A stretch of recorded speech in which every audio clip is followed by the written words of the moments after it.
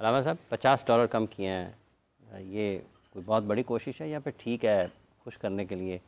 اتنے پیسوں میں سے $50 کم کر دیں؟ بہت شکریہ محترم حافظ عمران صاحب۔ الحمدللہ والصلاة والسلام علی رسول اللہ، اما بعد۔ حج چونکہ ایک ایسا فریضہ ہے جو صاحب استطاعت لوگوں پر فرض ہے، اور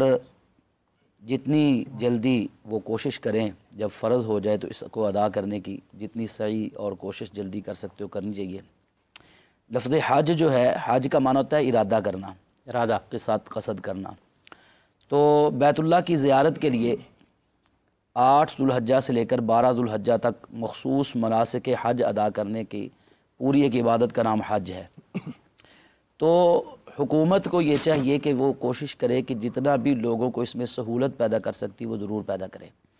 پہلے یہ ہوتا تھا کہ لوگ اپنے وسائل کے مطابق اپنی سواریوں پر پیدل جیسے بھی ہوتا وہ جایا کرتے تھے، لیکن اس وقت صورتحال جو ہے اس کے اندر چونکہ حکومتیں انوالو ہیں اور باقاعدہ ٹکٹ لینے پڑتے ہیں جہاز کے اور پھر ویزے لینے پڑتے ہیں اور یہ سارے معاملات، تو اس کے لیے جتنی بھی سہولت حکومت فراہم کر سکتی ہے اس کو حاجیوں کے لیے فراہم کرنی چاہیے۔ لیکن افسوس کی بات یہ ہے کہ ہماری حکومتیں جو ہیں وہ زبانی کلامی دعوے تو بہت کرتی ہیں، لیکن حقیقت کے اندر وہ کوشش نظر نہیں آتی جو ہونی چاہیے۔ یہ بھی ایک چلیں حکومت تو مقروض ہے، حکومت تو مقروض ہے، حکومت کیسے سہولت کرے گی؟ حکومت تو پھر قرض میں سے لے کے سبسڈی اگر فرض کر لیں اس کو کم کرتی ہے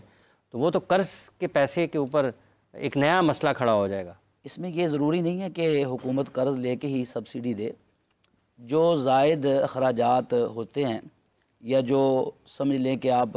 جتنے اخراجات حج پہ آنے ہیں اس پہ جو زیادہ چیزیں رکھی جاتی ہیں یا ان حاجیوں کے پیسوں میں سے بہت سارے لوگوں کو مزید ساتھ بھیج دیا جاتا ہے، اگر اس طرح خرچے کم کر دیے جائیں اور اس طرح کی زائد چیزیں جو ہیں وہ خرچ کم کر دی جائیں تو جتنی سہولت پیدا ہو سکتی ہے، خرچہ کم ہو سکتا ہے اتنا کر لیا جائے۔ اور میں یہ کہہ رہا تھا کہ یہ بھی بہت خوش آئند بات ہے کہ اس وقت حکومت پاکستان نے جو اس سال حج پالیسی جاری کی ہے اس کے اندر کافی ساری سہولتیں ہیں۔ ایک تو یہ $50 والا معاملہ نا، اس کے علاوہ بھی پہلے یہ ہوتا تھا کہ یک مشت سارے پیسے درخواست کے ساتھ جمع کروانے پڑتے تھے، تو اس وقت اس سال انہوں نے یہ کیا ہے کہ جب آپ درخواست جمع کروائیں گے، چونکہ درخواستیں شروع ہو چکی ہیں اور اس پروگرام کے توسط سے ہم یہ دعا بھی کرتے ہیں کہ اللہ ہم سب کو بھی حج بیت اللہ نصیب فرمائے، ہماری مفتی آن لائن کی پوری ٹیم کو، تو جو لوگ جانا چاہتے ہیں وہ بھی درخواستیں ضرور دیں۔ اس دفعہ انہوں نے یہ کیا ہے کہ 2 لاکھ روپیہ آپ درخواست کے ساتھ جمع کروا دیں، اس کے بعد پھر آگے جا کے وہ 4 لاکھ روپے اور جمع کریں گے، یعنی قسطوں کے اندر کچھ پیسے جو ہے نا وہ اس طرح وصولی ہوگی، تو اس میں بھی لازمی بات ہے کہ حاجیوں کے لیے یا جن لوگوں نے جانا ہے ان کے لیے آسانی اور سہولت ہو جائے گی۔ تو جتنی بھی حکومت کوشش کر سکتی ہے، وہاں پر میری ملاقات انڈیا کے لوگوں سے ہوئی، حالانکہ انڈیا کی حکومت جو ہے وہ ایک ہندو حکومت ہے، لیکن مجھے یہ معلوم ہوا کہ وہاں کی حکومت باقاعدہ جو حج پہ مسلمان جاتے ہیں ان کو سبسڈی دیتی ہے، اور ان کے اخراجات ویسے بھی ہمارا مسئلہ ہے کہ یہ ہے کہ ہماری کرنسی کا ریٹ بہت کم ہے، انڈیا سے بھی اب تو ہم بہت پیچھے رہ گئے ہیں۔ تو ہم مثال کے طور پر عمرے پہ جاتے ہیں، اگر آج ہمارا 2.25 لاکھ 2.5 لاکھ لگتا ہے عمرے پہ، تو ان کا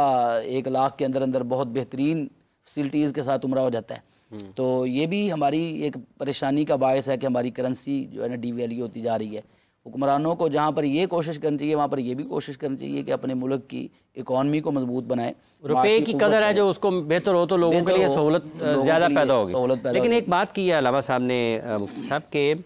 ایک حکومت نے یہ سہولت پیدا کی ہے کہ اگر آپ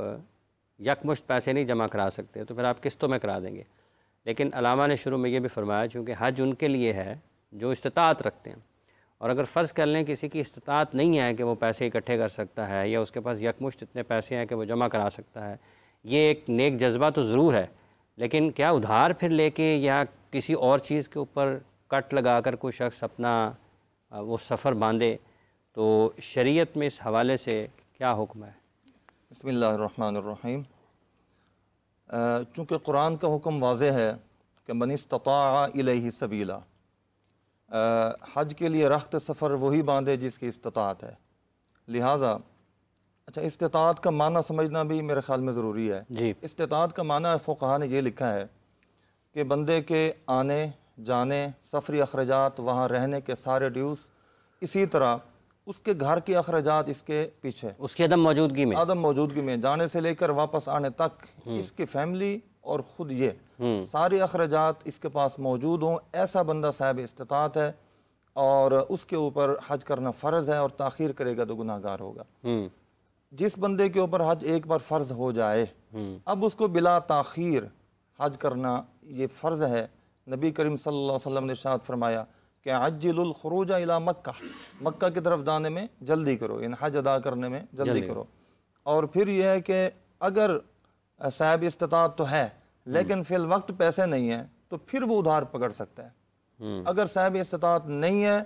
پھر وہ قرضہ پکڑے گا تو اس کو لازمی نہیں ہے، وہ اپنے آپ کو خود ہی مشقت میں ڈال رہا ہے۔ استطاعت ہے، پیسے فی الحال نہیں ہے تو لازم ہے اس کے اوپر کہ کسی سے قرضہ لے اور پھر جا کے اپنا فریضہ حج ادا کرے۔ ٹھیک ہے، مفتی سخاوت منیر نعیمی صاحب بھی اسٹوڈیوز میں جوائن کر چکے ہیں۔ مفتی صاحب، یہ جو استطاعت والا معاملہ ہے، جیسے مفتی صاحب نے فرمایا کہ آپ کے کسی بھی شخص نے جو کہ فریضہ حج کی ادائیگی کے لیے جاتا ہے، اس کے حج بیت اللہ سعودی عرب کی طرف روانگی، اس کے آنے جانے کے اخراجات، وہاں پر رہنے کے، اور اس کے بعد اس کی عدم موجودگی میں اگر اس کے اہل خانہ ہیں، بیوی بچے ہیں، بہن بھائی ہیں، والدین ہیں، تو ان کے بھی اخراجات اگر اس کے ذمہ ہیں تو وہ اس کے پاس ہیں تو وہ استطاعت رکھتا ہے۔ تو اس صورت کے ساتھ انہوں نے یہ بھی فرمایا کہ اگر استطاعت رکھتے ہیں لیکن اس وقت پیسے نہیں ہیں تو آپ قرض بھی لے سکتے ہیں۔ تو اس میں استطاعت کے معنوں میں اگر اس کو وسیع تناظر میں دیکھتے ہیں تو کیا کیا چیزیں آپ کے خیال میں اس میں مزید شامل ہوتی ہیں؟ بسم اللہ الرحمن الرحیم، اللہم صلی وسلم وبارک علی سیدنا و مولانا محمد وعلی آلہ وصحبہ وبارک وسلم۔ بہت شکریہ حافظ صاحب، اور یہ بالکل آج کا موضوع انتہائی اہمیت کا حامل ہے۔ اس کی وجہ کہ ارکان اسلام میں سے ایک بہت بڑا رکن یہ حج بیت اللہ بھی ہے، اور قرآن نے فرمایا کہ وَلِلَّهِ عَلَى النَّاسِ حِجُّ الْبَيْتِ مَنِ اسْتَطَاعَ إِلَيْهِ سَبِيلًا، کہ اللہ کے لیے لوگوں پر یہ لازم ہے کہ اس کے گھر کا حج کریں۔ اس پر یہ حج فرض ہے کہ جو رستے پر استطاعت رکھتا ہے۔ زمانے کے بدلنے کے ساتھ ساتھ بہت ساری چیزوں کے اندر اختلاف آتا ہے، تو استطاعت اسی بندے کے حوالے سے سمجھی جائے گی کہ جو مروجہ جو سفر ہے نا، اس حوالے سے استطاعت رکھتا ہے۔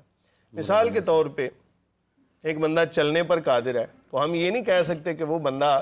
پیدل چل کے حج کرے، اس کے اوپر لازم ہے، چونکہ فی زمانہ سفر آج کل ہو رہا ہے ہوائی جہاز کا، تو اس لیے جس بندے کے پاس وہ تمام تر سہولیات موجود ہیں ایک مناسب طریقے کی، اس کے اوپر حج کرنا لازم ہے۔ اور یہ بات بھی یاد رکھیں کہ اگر کوئی بندہ تاخیر کرتا ہے نا تو تاخیر کرنے کی وجہ سے وہ گناہ گار ہوگا۔ اس کی وجہ حضور نبی کریم صلی اللہ علیہ وآلہ وسلم آپ نے حج کے فرض ہونے کے بعد آپ نے صرف ایک مرتبہ حج فرمایا، اور اس کے بعد آپ نے دنیا سے ظاہری طور پر پردہ فرما لیا۔ روایتوں میں آتا ہے کہ جب حج فرض ہوا تو آپ نے حضرت صدیق اکبر رضی اللہ تعالیٰ عنہ آپ کی معیت کے اندر کچھ صحابہ کو بھیجا حج کرنے کے لیے، اور آپ نے آئندہ سال حج فرمایا۔ اس کے اندر بھی بے شمار حکمتیں بیان کی جاتی ہیں کہ سرکار دو عالم صلی اللہ علیہ وآلہ وسلم اللہ تعالیٰ کے نبی ہیں اور جانتے ہیں کہ اللہ تعالیٰ مجھے ایک سال کی مزید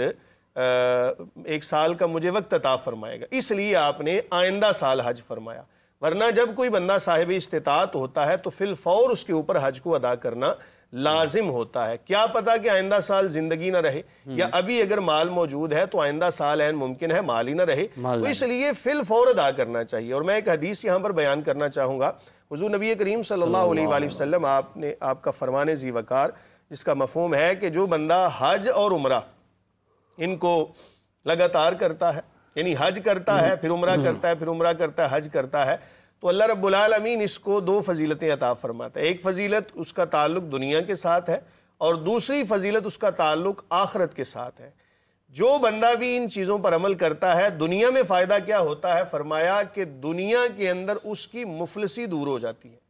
ہم سمجھتے ہیں نا کہ خرچ ہوا حج کے اوپر تو پتہ نہیں مال کم ہو جائے گا۔ دیکھیں دین اسلام نام ہی اسی چیز کا ہے کہ بعض چیزیں عقل میں نہ بھی آئیں تو ان پر عمل کرنا لازم۔ حضور فرماتے ہیں کہ جو حج کرتا ہے اللہ اس کی مفلسی دور کر دیتا ہے۔ اور اخروی فائدہ کیا ہوتا ہے؟ حج مبرور اگر کسی نے کر لیا، حج اس کا مقبول ہو گیا، تو ایسے ہی ہے کہ جیسے آج ماں کے پیٹ سے پیدا ہوا۔ تو اس لیے اس چیز کو سامنے رکھتے ہوئے کہ یار ہمارا مال کم ہو جائے گا، حضور صلی اللہ علیہ وآلہ وسلم فرماتے ہیں کہ مال بڑھ جائے گا، اس کے اندر برکت آ جائے گی۔ آپ کسی بھی حاجی صاحب سے، کسی بھی عمرہ کرنے والے سے آپ سوال کر کے دیکھ لیں، انٹرویو کر کے دیکھ لیں،